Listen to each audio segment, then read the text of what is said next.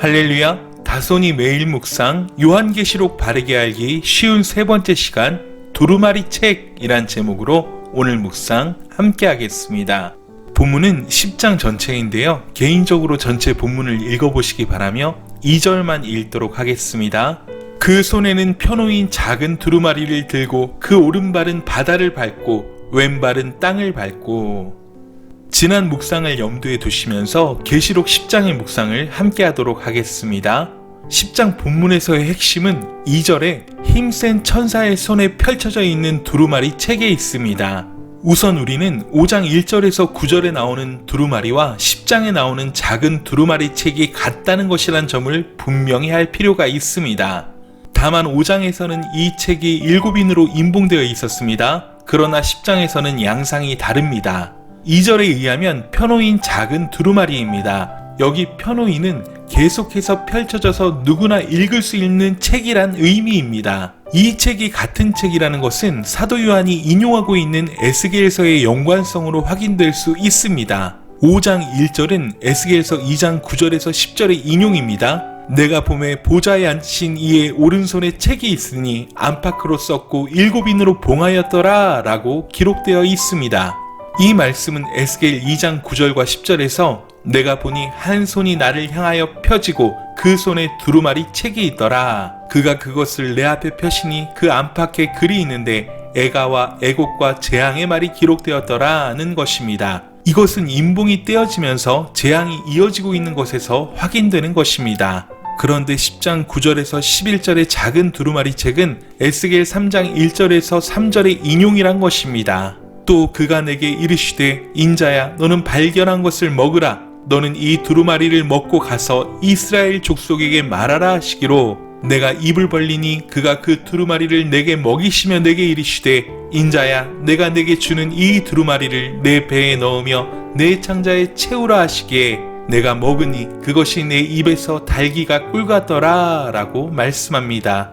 계시록 10장 9절에서 11절은 내가 천사에게 나아가 작은 두루마리를 달라 한즉 천사가 이르되 갖다 먹어버리라. 내 배에는 쓰나 내 입에는 꿀같이 달리라 하거늘 내가 천사의 손에서 작은 두루마리를 갖다 먹어버리니 내 입에는 꿀같이 다나 먹은 후에 내 배에서는 쓰게 되더라. 그가 내게 말하기를 내가 많은 백성과 나라와 방언과 임금에게 다시 예언하여야 하리라 하더라 라고 말씀했습니다. 여기서 에스겔의 예언인 2장과 3장의 두루마리 책은 같은 책이란 것입니다. 작은 두루마리 책이란 것 때문에 많은 에너지를 소모하면서 다른 책이란 생각을 하지만 에스겔의 예언과 계시록의 흐름을 볼 때 이 두루마리는 같은 책이란 것입니다. 즉 심판이 기록된 두루마리 책입니다.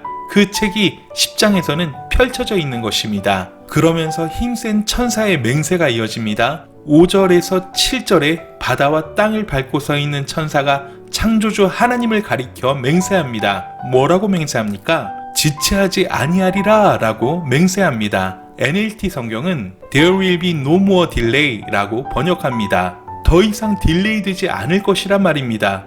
무엇이 미뤄지지 않을 것이란 것입니까? 하나님의 비밀스러운 계획이 성취될 것이란 것입니다. 이 비밀스러운 계획은 그의 종 선지자들에게 전하신 복음과 같은 것입니다. 그런데 이 복음이 비밀인 것입니다. 복음이 왜 비밀이 됩니까? 들을 귀 있는 사람들만 들을 수 있기 때문입니다. 계시록 6장 10절에서 순교자들이 제단 아래서 이렇게 탄식했습니다. 언제까지 우리 피를 갚아주시지 않겠느냐는 것입니다. 그런데 10장에서 뭐라고 말씀합니까? 더 이상 미뤄지지 않을 것이라고 합니다. 더 이상 기다리시지 않겠다는 것입니다. 선지자들의 전했던 그 복음의 비밀이 이루어지게 될 것이란 것입니다. 따라서 이 비밀은 심판을 포함하고 있는 것입니다. 주님이 다시 오셔서 알곡과 가라지를 골라내는 상황을 염두에 두고 있는 것입니다. 우리는 계시록의 위로의 메시지가 세상을 향한 심판과 연결되어 있다는 사실을 놓치지 말아야 합니다. 로마가 영원할 것 같아 보였던 시대입니다. 끝없는 박해가 꼬리에 꼬리를 물고 끝날 것 같지 않은 박해의 시대를 지나고 있습니다. 그런 그들에게 하나님이 심판하실 것이란 내용을 담은 두루마리 책이 펼쳐지고 있는 것입니다. 그리고 그 비밀이 이제 성취될 것이란 말씀입니다. 여러분, 이 비밀이란 말씀에 오해하지 마십시오. 성경은 비밀이기 때문에 특별한 사람만 풀 수 있다는 궤변에도 속지 마십시오. 예수님을 믿고 영접한 우리들에게 오신 진리의 영이신 성령님은 말씀의 영이십니다. 그러하기에 말씀은 이제 더 이상 닫힌 책이 아닙니다. 성령님을 통해 우리는 말씀을 깨닫고 삶에 실천하고 증거할 수 있게 된 것입니다.